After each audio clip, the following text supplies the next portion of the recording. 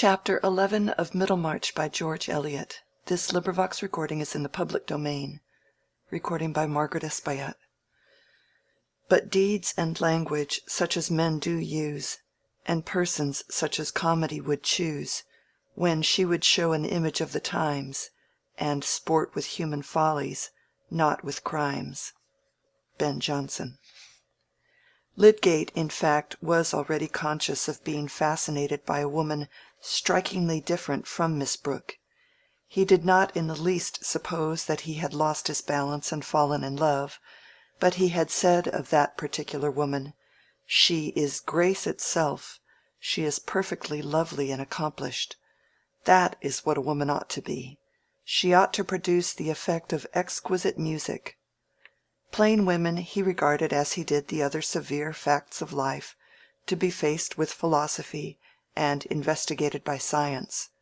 But Rosamond Vincy seemed to have the true melodic charm, and when a man has seen the woman whom he would have chosen if he had intended to marry speedily, his remaining a bachelor will usually depend on her resolution rather than on his. Lydgate believed that he should not marry for several years, not marry until he had trodden out a good clear path for himself away from the broad road which was quite ready made. He had seen Miss Vincy above his horizon almost as long as it had taken Mr. Casaubon to become engaged and married. But this learned gentleman was possessed of a fortune. He had assembled his voluminous notes and had made that sort of reputation which precedes performance, often the larger part of a man's fame. He took a wife, as we have seen, to adorn the remaining quadrant of his course, and be a little moon that would cause hardly a calculable perturbation. But Lydgate was young, poor, ambitious. He had his half-century before him instead of behind him, and he had come to Middlemarch bent on doing many things that were not directly fitted to make his fortune or even secure him a good income. To a man under such circumstances, taking a wife is something more than a question of adornment, however highly he may rate this, and Lydgate was disposed to give it the first place among wifely functions. To his taste, guided by a single conversation, here was the point on which Miss Brooke would be found wanting, notwithstanding her undeniable beauty. She did not look at things from the proper feminine angle. The society of such women was about as relaxing as going from your work to teach the second form, instead of reclining in a paradise with sweet laughs for bird notes and blue eyes for a heaven. Certainly nothing at present could seem much less important to Lydgate than the turn of Miss Brooke's mind, or to Miss Brooke than the qualities of the woman who had attracted this young surgeon. But any one watching keenly the stealthy convergence of human lots sees a slow preparation of effects from one life on another, which tells like a calculated irony on the indifference or the frozen stare with which we look at our unintroduced neighbor. Destiny stands by sarcastic with our dramatis personae folded in her hand. Old provincial society had its share of this subtle movement, had not only its striking downfalls, its brilliant young professional dandies who ended by living up an entry with a drab and 6 children for their establishment, but also those less marked vicissitudes which are constantly shifting the boundaries of social intercourse, and begetting new consciousness of interdependence. Some slipped a little downward, some got higher footing. People denied aspirates, gained wealth, and fastidious gentlemen stood for boroughs. Some were caught in political currents, some in ecclesiastical, and perhaps found themselves surprisingly grouped in consequence, while a few personages or families that stood with rocky firmness amid all this fluctuation were slowly presenting new aspects in spite of solidity, and altering with the double change of self and beholder. Municipal town and rural parish gradually made few threads of connection. Gradually, as the old stocking gave way to the savings bank, and the worship of the solar guinea became extinct, while squires and baronets, and even lords who had once lived blamelessly afar from the civic mind, gathered the faultiness of closer acquaintanceship. Settlers, too, came from distant counties, some with an alarming novelty of skill, others with an offensive advantage in cunning. In fact, much the same sort of movement and mixture went on in Old England as we find in older Herodotus, who also, in telling what had been, thought it well to take a woman's lot for his starting point, though lo, as a maiden apparently beguiled by attractive merchandise was the reverse of Miss Brooke, and in this respect perhaps bore more resemblance to Rosamond Vincy, who had excellent taste in costume, with that nymph-like figure and pure blondness which give the largest range to choice in the flow and color of drapery. But these things made only part of her charm. She was admitted to be the flower of Mrs. Lemon's school, the chief school in the county, where the teaching included all that was demanded in the accomplished female, even to extras such as the getting in and out of a carriage. Mrs. Lemon herself had always held up Miss Vincy as an example. No pupil, she said, exceeded that young lady for mental acquisition and propriety of speech, while her musical execution was quite exceptional. We cannot help the way in which people speak of us, and probably, if Mrs. Lemon had undertaken to describe Juliet or Imogen, these heroines would not have seemed poetical. The first vision of Rosamond would have been enough with most judges to dispel any prejudice excited by Mrs. Lemon's praise. Lydgate could not be long in Middlemarch without having that agreeable vision, or even without making the acquaintance of the Vincy family, for though Mr. Peacock, whose practice he had paid something to enter on, had not been their doctor, Mrs. Vincy not liking the lowering system adopted by him, he had many patients among their connections and acquaintances. For who of any consequence in Middlemarch was not connected, or at least acquainted with the Vincys? They were old manufacturers, and had kept a good house for 3 generations, in which there had naturally been much intermarrying with neighbors more or less decidedly genteel. Mrs. Vincy's sister had made a wealthy match in accepting Mr. Bulstrode, who, however, as a man not born in the town, and altogether of dimly known origin, was considered to have done well in uniting himself with a real Middlemarch family. On the other hand, Mr. Vincy had descended a little, having taken an innkeeper's daughter. But on this side too there was a cheering sense of money, for Mrs. Vincy's sister had been second wife to rich old Mr. Featherstone, and had died childless years ago, so that her nephews and nieces might be supposed to touch the affections of the widower. And it happened that Mr. Bulstrode and Mr. Featherstone, 2 of Peacock's most important patients, had from different causes given an especially good reception to his successor, who had raised some partisanship as well as discussion. Mr. Wrench, medical attendant to the Vincy family, very early had grounds for thinking lightly of Lydgate's professional discretion, and there was no report about him which was not retailed at the Vincys', where visitors were frequent. Mr. Vincy was more inclined to general good fellowship than to taking sides, but there was no need for him to be hasty in making any new man's acquaintance. Rosamond silently wished that her father would invite Mr. Lydgate. She was tired of the faces and figures she had always been used to, the various irregular profiles and gaits and turns of phrase distinguishing those Middlemarch young men whom she had known as boys. She had been at school with girls of higher position, whose brothers, she felt sure, it would have been possible for her to be more interested in than in these inevitable Middlemarch companions.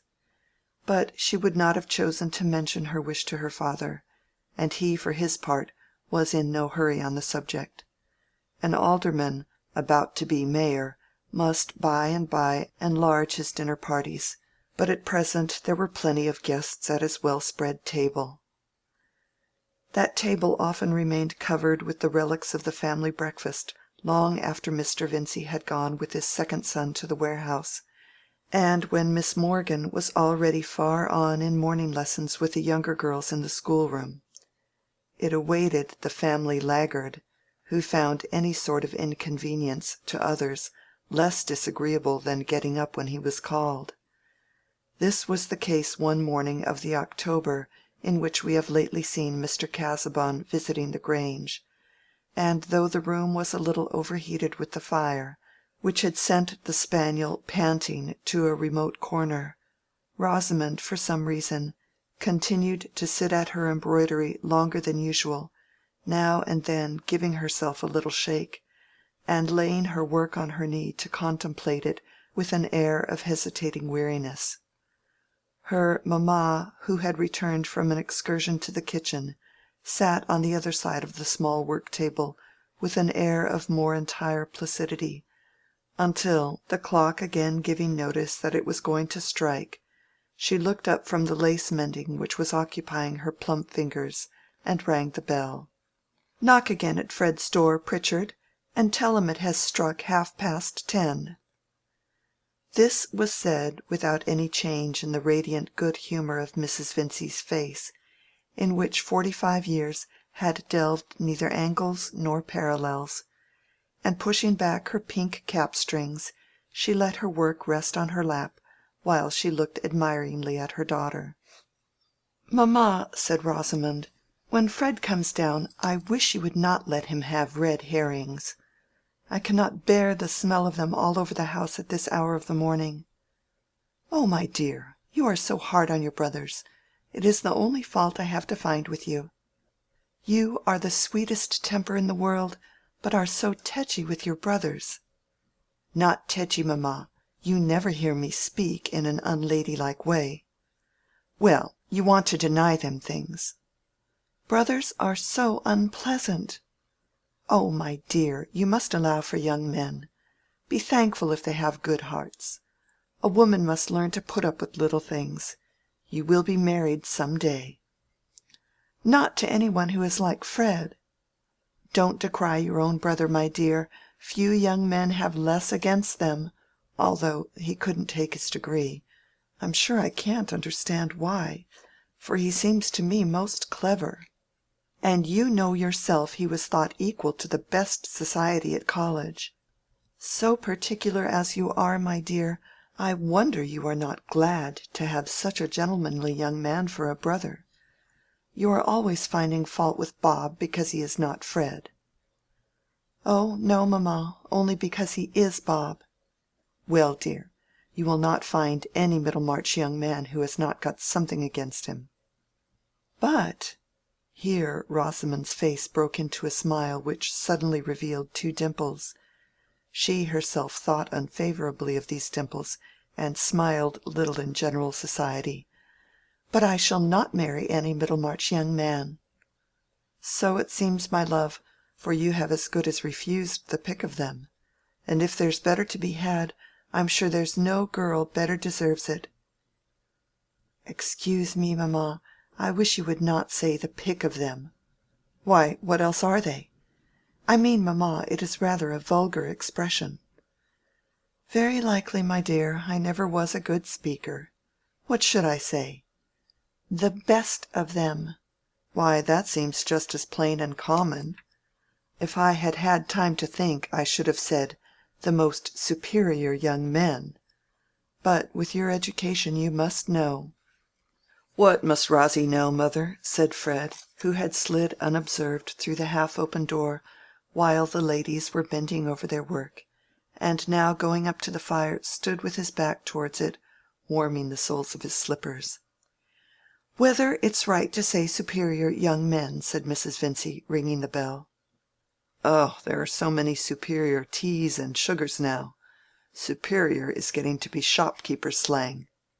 "Are you beginning to dislike slang, then?" said Rosamond, with mild gravity. Only the wrong sort. All choice of words is slang. It marks a class." "There is correct English. That is not slang." "I beg your pardon. Correct English is the slang of prigs who write history and essays. And the strongest slang is the slang of poets." "You will say anything, Fred, to gain your point." "Well, tell me whether it is slang or poetry to call an ox a leg plater." "Of course you can call it poetry if you like." "Aha, Miss Rosy, you don't know Homer from slang. I shall invent a new game. I shall write bits of slang and poetry on slips, and give them to you to separate."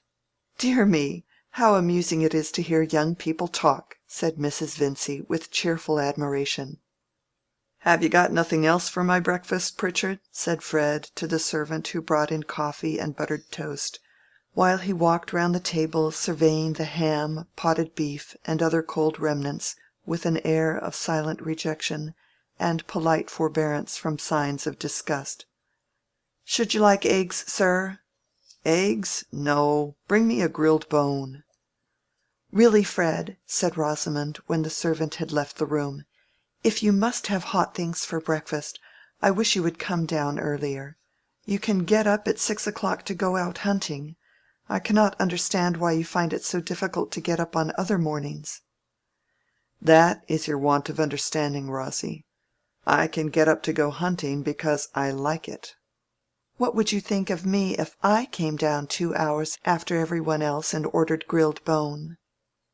"I should think you were an uncommonly fast young lady," said Fred, eating his toast with the utmost composure.